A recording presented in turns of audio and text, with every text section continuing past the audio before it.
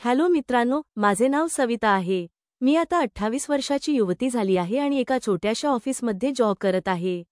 माझी उंची 5.5 फूट, रंग गोरा आणि शरीर एकदम गचगचीत भरलेले आहे। ऑफिसमध्ये माझा सतीश नावाचा एक मित्र आहे। तो एक मध्यम बांध्याचा सावळा दिसणारा मुलगा आहे। तो नेहमी व्यायाम करत असल्यामुळे त्याचं शरीर चांगलंच पिळदार झालं आहे। ही त्यावेळेची गोष्ट आहे ज्यावेळी तो नुकताच या नवीन ऑफिसमध्ये जॉबला लागला होता। आमचं हे ऑफिस फार छोटं आहे, म्हणजे या ऑफिसमध्ये फक्त 10 लोक बसू शकतील एवढंच ते आहे। पण अजूनही इथं पूर्ण लोक बॉसने अपॉइंट केलेली नाही, त्यामुळे इथं जास्त सामानही नाही। ऑफिस छोटं असल्याने आणि कमी लोक कामाला असल्याने इथं सीसीटीव्ही कॅमेरा वगैरे काही बसवलेले नाही। माझा मित्र इथं मॅनेजर असल्यामुळे बॉसने त्यालाच ऑफिसची सर्व जबाबदारी दिली आहे। ऑफिस नवीन असल्याने सध्या इथं फक्त एक मुलगा, माझा मित्र सतीश आणि मला सोडून इतर 2 मुली एवढीच लोक त्यावेळी काम करत होतो। सतीशनेच मला या ऑफिसमध्ये जॉबला लावलं होतं। जॉब देताना त्याने मला सांगितलं होतं की मला तो इतरांपेक्षा जास्त सॅलरी देणार आहे, पण हे मी कुणाला सांगायचं नाही। आणि त्यानंतर तो हळूहळू करून माझी सॅलरी पण वाढवेल। मी त्यावेळी नवीनच होते आणि मला सुद्धा जॉबची गरज असल्यामुळे मी तो जॉईन केला। मग आम्ही दोघेही एकत्रच ऑफिसमधून निघत असू। तो मला त्याच्या बाईकवर बसस्टॉपपर्यंत सोडत असे। हळूहळू आमची चांगली मैत्री झाली होती। मग एकदा शुक्रवारी बॉस बाहेरगावी जाण्यासाठी निघाला। तो सरळ 10 दिवसानंतर ऑफिसला परतणार होता। आता बॉस 10 दिवस ऑफिसमध्ये नसणार म्हणून सतीश आणि मी खूप खुश होतो। मला रोज झोपायच्या आधी आपला मोबाईल चेक करण्याची सवय आहे। ज्या दिवशी बॉस बाहेरगावी गेला त्या दिवशी सुद्धा नेहमीप्रमाणे मी रात्री झोपायच्या आधी मोबाईल चेक केला। रात्रीचे 11:30 वाजले होते। मला सतीशचा एक मेसेज व्हॉट्सअप दिसला। मी त्याला रिप्लाय द्यायला सुरुवात केली। सतीशने आधी नॉर्मल गोष्टी विचारल्या, जस काय करतेस, जेवलीस का वगैरे विचारलं। मी त्याला आता झोपायला तयारी सुरू आहे असं सांगितलं। मग आम्ही ऑफिसच्या गोष्टी आणि कामाबद्दल बोललो। अचानक सतीशकडून माझ्या व्हॉट्सअॅपवर एक फोटो आला। जेव्हा मी तो फोटो पाहिला मी एकदम घाबरले, कारण तो एक जीएफ फोटो होता जो काही क्षण व्हिडिओसारखा हलत होता। त्या फोटोमध्ये एका मुलीच्या सुंदर जीवनात एक मुलगा हतबल करत होता। ती मुलगी डोळे बंद करून ते क्षण अनुभवत आवाज करत होती। मी बघतच होती की सतीशने तो लगेच डिलीट केला आणि लगेच त्याचा मेसेज आला की सॉरी चुकून तुला हा फोटो गेला। प्लीज मला माफ कर। मला आधी कळलंच नाही की यावर रिप्लाय करायला हवा। मला ते पाहून कसेनुसे वाटले होते। लाजही आली होती। तो फोटो पाहून मी थोडा वेळ अशीच विचार करत होती। मग सतीशने परत एक मेसेज केला की प्लीज राग मानून घेऊ नकोस। मला तो तुला पाठवायचा नव्हता आणि चुकून तो फोटो तुला गेला। प्लीज मला माफ कर। मी त्यावर मग लगेच त्याला मेसेज केला। मी म्हणाली, नाही मला राग वगैरे आला नाही।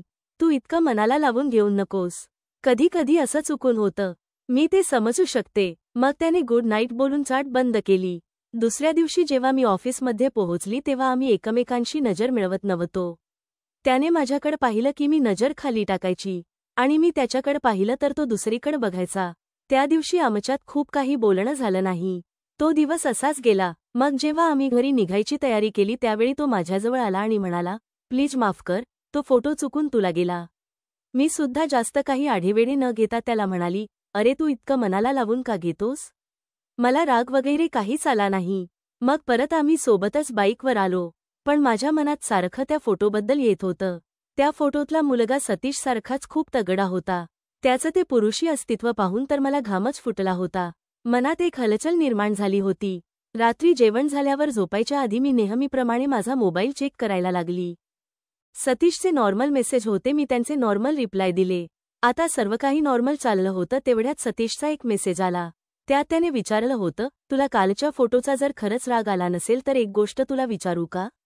कालचा विषय निघताच परत मला धक्क झालं, पण मी स्वतःला नॉर्मल दाखवत त्याला रिप्लाय केला, हो विचार ना। त्यावर तो बोलला, मला त्याच फोटोबद्दल विचारायचं आहे, चालेल का तुला? तो काय विचारणार हे पाहून तर आधी मी घाबरले, पण तसे न दाखवता त्याला बोलले, बरं विचार। त्यावर त्यानं मग सरळ मला विचारलं। तो म्हणाला, आता तू तो फोटो बघितलाच आहे तर मला एक गोष्ट इमानदारीने सांग की तो फोटो तुला आवडला आहे की नाही? त्याचा हा प्रश्न वाचून तर मी गांगरून गेली। काय उत्तर द्यावं हे मला कळतच नव्हतं। हो म्हणाली तर तो काय विचार करेल आणि नाही म्हणाली तर हे खरं नव्हतं। कारण तो फोटो पाहून मला सुद्धा खूप मजा आली होती। माझ्या मनात सारखा तोच विचार सुरू होता। मग मी खरं बोलायचं ठरवलं। मी त्याला रिप्लाय दिला की हो तो फोटो मला आवडला। हे रिप्लाय करताना सुद्धा माझ्या मनात वेगळेच भाव सुरू होते। मी एक जवळच्या मित्राला असा फोटो पाहून हो म्हणत होते ज्यात एक मुलगा एका मुलीच्या जीवनात हतबल करत होता. सतीशला हे सांगताना सुद्धा मनात एक उत्साह वाटत होता. माझा रिप्लाय पाहून त्याचा लगेच दुसरा मेसेज आला. त्याने लिहिलं होतं, तुला त्यात जास्त काय आवडलं? आता तर माझ्या भावना चेकाळत चालल्या होत्या. मीही एक मुलाशी कसली चाट करत आहे याचेच मला आश्चर्य वाटत होते. मला आता असली चाट करताना एक हुरूप आला होता. आतून माझ्या भावना पेटत चालल्या होत्या. मी उत्साहात येऊन रिप्लाय दिला. मला सर्वात जास्त त्या मुलाचं पुरुषी अस्तित्व आवडलं. त्याचं खूप मोठं अस्तित्व होतं. सतीशला हे सांगताना मला माझीच लाज वाटत होती. माझा रिप्लाय पाहून सतीशला खूप आनंद झालेला दिसत होता. सतीश पुढे म्हणाला, हो, काही पुरुषांचं अस्तित्व खूप मोठं असतं. त्याचा रिप्लाय पाहून माझ्या भावना आता तीव्र होत चालल्या होत्या. जीवनात वळवळ वाटायला लागली होती. मी लगेच त्याला मेसेज केला, हो का? मला वाटलं सर्वच पुरुषांचं असं असतं. सतीश म्हणाला, नाही, सर्वांचं असं नसतं. ते त्यांच्या उंचीवर अवलंबून असतं. त्याचा रिप्लाय पाहून माझ्या मनात लगेच विचार आला की सतीश तर फोटोतल्या मुलापेक्षा खूप उंच आणि पिळदार आहे. त्याचा विचार मनात येऊन आता माझ्या भावना अनावर होत चालल्या होत्या. मनात एक धडकी भरली होती. तेवढ्यात सतीशचा लगेच एक मेसेज आला. तो म्हणाला, थांब, मी तुला दाखवतो. तर मी लगेच त्याला मेसेज केला की नको, मला नाही बघायचं आहे. मी जर त्याला हो म्हणाली असती तर तो माझ्याबद्दल खूप भलता सलता विचार करत बसला असता. पण मी त्याला जास्त काही बोलू शकत नव्हती कारण त्यानेच मला या ऑफिसला जॉब लावला होता आणि सॅलरी पण वाढवणार होता. सतीशने माझ्या मेसेजचा लगेच रिप्लाय केला, अगं घाबरू नकोस, फक्त बघून घे. आणि बोलून त्याने पटापट काही तसेच हलणारे फोटो पाठवले. ते एक एक करून माझ्या व्हॉट्सॲपवर येऊ लागले. मी ते बघावे की नाही या विचारात होती. भावना तर तीव्र झाल्याचं होत्या. मग मी न राहवून ते एक एक फोटो पाहू लागली. तसतशा माझ्या भावना अधिकच उत्साहित होऊ लागल्या. ते पाहत मी एका वेगळ्याच दुनियेत गेली. पहिल्याच फोटोमध्ये एक मुलगी पुरुषी अस्तित्वाशी खेळत त्याच्याशी सुंदर चाळी करत होती. दुसऱ्या फोटोमध्ये एक मुलगा एक मुलीच्या जीवनात त्याच्या भडकलेल्या भावना टाकत होता आणि त्यामुळे मुलीच्या चेहऱ्यावर अनोखे भाव येत होते. एका फोटोत एक माणूस एका तरुण मुलीच्या मोठ्या व्यक्तिमत्वाशी खेळत होता. ती मुलगी डोळे मिटून त्याचा आनंद घेत होती. सर्व फोटोमध्ये असं काही ना काही वेगळं दृश्य होतं. ते सर्व पाहून माझा हात वळवळ करायला लागला होता. आता मला शांत व्हावं लागणार होतं. त्यावेळी हतबल होणे हा फक्त एकच मार्ग मला दिसत होता. सतीशचा परत एक मेसेज आला की तुला यातला कोणता फोटो सर्वात जास्त आवडला आहे? मला समजलं की आता हा खूप काही विचारणार आहे. त्यामुळे मी त्याला तिथेच थांबून आधी शांत व्हायचं ठरवलं आणि त्याला सांगितलं की आई बोलावते. आपण उद्या बोलू. आणि मी माझ्या खोलीत स्वतःशीच चाळी करत ते फोटो आठवून हतबल झाली. मला खूप शांत वाटलं. डोकं आता हलकं झालं होतं. मग मी शांतपणे झोपी गेले. दुसऱ्या दिवशी मी सफेद रंगाचा टॉप जो माझ्यापर्यंतच येत होता आणि त्यावर काळ्या रंगाची लेगिन्स जी एकदम पातळ होती असा ड्रेस घातला. मला काल रात्रीच्या चॅटिंग नंतर आता सतीशची नजर कशी मिळवायची याचीच चिंता लागली होती. कारण आता आमच्यात खूप काही बोलणं झालं होतं जे नॉर्मली एक चांगल्या मित्रांसोबत होत नाही. सतीश आज लवकर आला होता. मी ऑफिसमध्ये पोचले तेव्हा सतीश आपल्या कामात मग्न होता. मी त्याच्याशी नजर न मिळवता सरळ माझ्या जागेवर जाऊन बसले आणि कम्प्युटरवर काम करायला लागले. माझी जागा एका वेगळ्या कोपऱ्यात होती आणि बाकीची 3 लोकं म्हणजे एक मुलगा आणि 2 मुली दूर बसले होते. मी माझं काम सुरू केलंच होत की तेवढ्यात सतीशचा एक मेसेज आला. त्याने काहीच न घडल्यासारखं नॉर्मल बोलणं सुरू केलं होतं. आमचं बोलणं सुरू झालं. त्याने अगदी इकडच्या तिकडच्या गोष्टी केल्या आणि मग येऊन परत तोच प्रश्न विचारला की तू मला सांगितलं नाहीस तुला कोणता फोटो सर्वात जास्त आवडला. माझ्या हृदयात धक झालं. माझे श्वासवर खाली व्हायला लागले. मी त्यावर फक्त हसणारा इमोजी पाठवला. सतीश परत तेच विचारू लागला. मी त्याला कामाचा बहाणा देऊन टाळायला लागले. पण त्याच्या परत तेच विचारण्यामुळे आता मला सतीशला नाराज करायचं नव्हतं. शेवटी मी त्याला बोलली की मला फोटो बघून कसंतरी होत होतं आणि तुला सांगायला एक प्रकारची भीती सुद्धा वाटत आहे. सतीश त्यावर पटकन बोलला, अरे आपण तर चांगले मित्र आहोत. तू काळजी करू नकोस. आपल्यात जे बोलणं होईल ते फक्त आपल्या दोघातच राहील. त्यामुळे तू मला बिनधास्त सांगू शकतेस. तू न घाबरता सर्व काही बोलू शकतेस. त्याचे असे बोलणे पाहून मग मला धीर आला. मी बोलेल, ठीक आहे. तुला खरंच माझ्या तोंडून हे ऐकायचं आहे का? सतीश लगेच बोलला, हो बोल. तो एकदम उतावीळ वाटत होता. माझीही भीती कमी झाली होती आणि त्या भीतीने आता भावनांची जागा घेतली होती. मी बोलले, मी स्पष्ट शब्द वापरले तर तुला चालेल का? तर सतीश पटकन बोलला, हो चालेल. बोल, जे वाटेल ते. उलट मला ते आवडेल. मग मी त्याला सांगितलं की मला त्यात एक फोटो सर्वात जास्त आवडला, ज्यात एक मुलगा एका मुलीच्या जीवनात त्याच्या सुंदर भावना टाकून मस्त हलचल करत होता. सतीश पटकन बोलला, मस्त, मला पण तोच फोटो आवडला होता. हे सतीशला सांगून आता माझ्या शरीराची गरमी वाढू लागली होती. माझ्या भावना अधिक तीव्र होत चालल्या होत्या. माझ्या इच्छा जागृत झाल्या होत्या. माझ्या डोक्यात सारखे फोटोबद्दल विचार येत होते. कामात माझं अजिबात लक्ष लागत नव्हतं आणि मला एक वेगळीच भीती वाटू लागली होती. मी पहिल्यांदाच असं सरळ एक मुलाशी न घाबरता सर्व बोलत होती. एवढं बोलताच सतीशने लगेच मला मेसेज केला, सविता, रागावणार नाहीस तर आणखी काही विचारू का तुला? मीही आता बिनधास्त झाले होते. मी बोलले, हो, बिनधास्त विचार. त्यावर सतीश बोलला, हे सर्व तुझ्या तोंडून ऐकून माझ्या भावना खूप तीव्र झाल्या आहेत. माझी खूप इच्छा होत आहे. त्याचे मेसेज पाहून मला मनातून खूप आनंद झाला होता, कारण आम्ही दोघेही एकाच ट्रॅकवर आलो होतो. दोघांमध्येही एक ऊर्जा निर्माण झाली होती. पण मी स्वतःवर ताबा ठेवत त्याला म्हणाली, मला काय बोलू हे कळत नाही, पण तू शांत हो. आणि मी परत त्याला एक हसणारा इमोजी पाठवला. त्यावर सतीशला कळलं की मी आता रंगात आली आहे. हे पाहून तो तर एकदम वेडाच झाला होता आणि आता खुलून बोलायला लागला होता. मग सतीश सरळच बोलला, आज आपण एक काम करूया. मला माहिती आहे तुला सुद्धा हे आवडेल. आज ऑफिसमध्ये बॉस पण नाही आणि इथे कॅमेरा पण नाही. जर आज आपण एक दिवस फक्त चावट मस्ती केली तर? त्याचे मेसेज वाचून मला समजत नव्हतं की हो बोलू की नाही बोलू. पण माझं पण शरीर त्याच्या बोलण्याने खूप प्रभावित झालं होतं. मी इकडे तिकडे पाहिलं. सर्वजण आपापले काम करत होते. मग मी थोडा वेळ घेऊन त्याला हो असा रिप्लाय दिला. मी पाहिले तर सर्वजण भिंतीकडे तोंड करून काम करत बसले होते. मी मागे दूर कोपऱ्यात बसले होते. बाजूला अजून कॉम्प्युटर आणि खुर्च्या होत्या, पण तिथं कुणीच नव्हतं. सतीशची केबिन जरा लांब होती. तेवढ्यात सतीश माझ्याकडे एक पेपर घेऊन आला आणि माझ्या बाजूला येऊन एकदम जवळ उभा राहिला. माझ्या हृदयात धक झालं. मी तशीच बसून राहिले आणि माझी नजर त्याच्या पुरुषी अस्तित्वाकडे गेली. ते एखाद्या लोखंडाप्रमाणे भासत होते. मी वर सतीशच्या डोळ्यात बघितले तर त्याच्या भावना तीव्र वाटत होत्या. त्याचे अस्तित्व मला पाहून हेलकावे खाताना दिसत होते. मला त्याच्या डोळ्यात पाहून खूप लाज येत होती. तो मला कामाबद्दल काही सांगायचं बहाणा करत खेटून उभा होता. मी बसून बोलता बोलता सारखी त्याच्या अस्तित्वाकडे पाहत होती. त्याने मला तिकडे एकटक पाहताना बघितलं आणि मग तो त्याच्या जागेवर जाऊन बसला. जागेवर जाऊन त्याने मला मेसेज केला की कसा होता.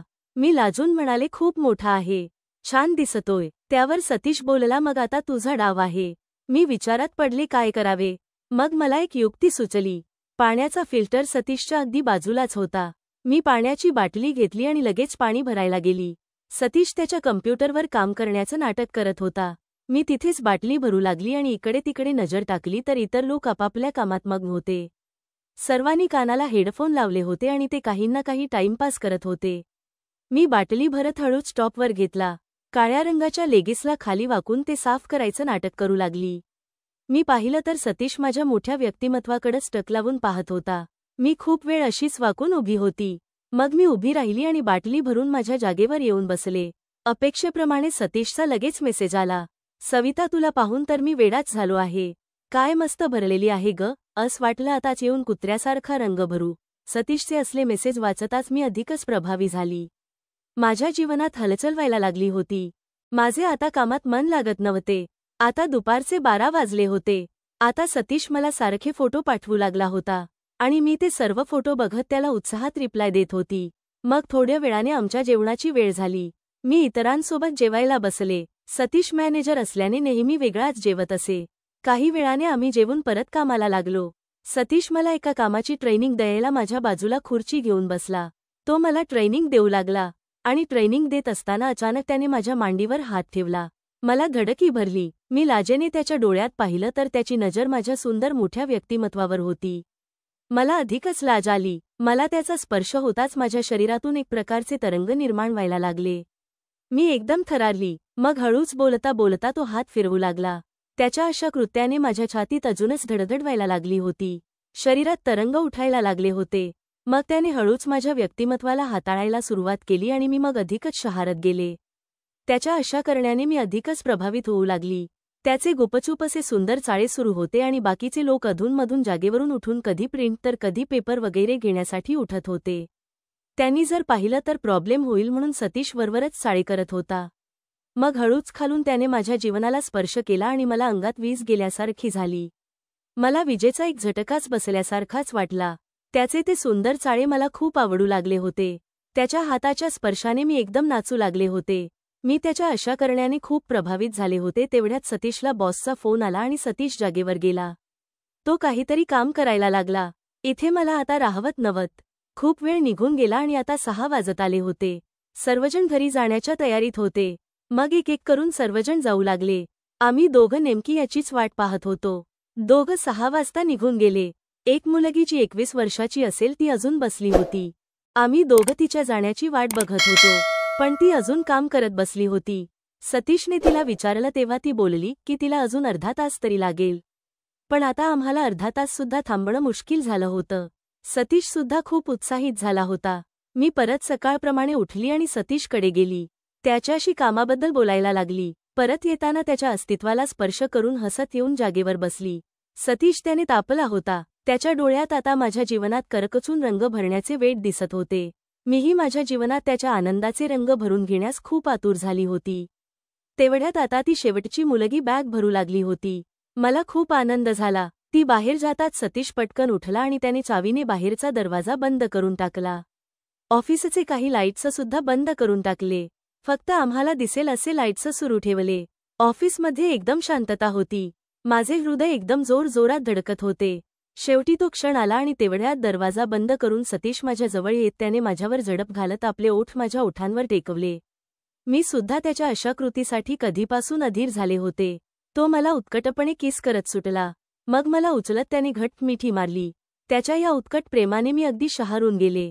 हे उत्कट क्षण मी कधीच विसरणार नाही. हळूहळू सतीश माझ्या व्यक्तिमत्वाला स्पर्श करायला लागला. त्याच्या अशा करण्याने मी आनंदाने अगदी मोहरून गेले होते. त्याने लगेच आधार काढत व्यक्तिमत्वाला मोकळे केले आणि तो मला तिथं स्पर्श करायला लागला. त्याच्या त्या स्पर्शाने तर आता मला वेडच लागायची पाळी आली होती. मी त्या स्पर्शाने खूपच मोहित झाली होती.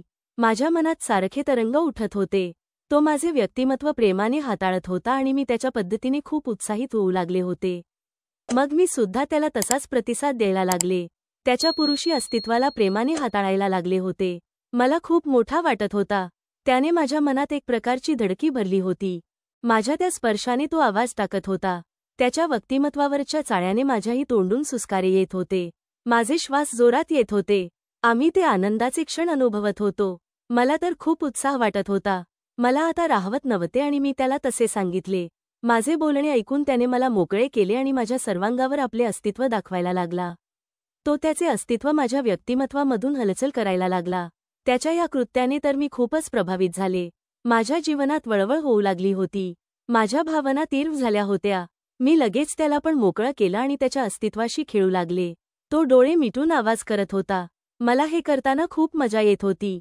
पण या त्याच्या अस्तित्वाच्या माझ्या नाजूक जीवनात प्रवेशाची कल्पना करत माझ्या मनात एक धडकी भरली होती.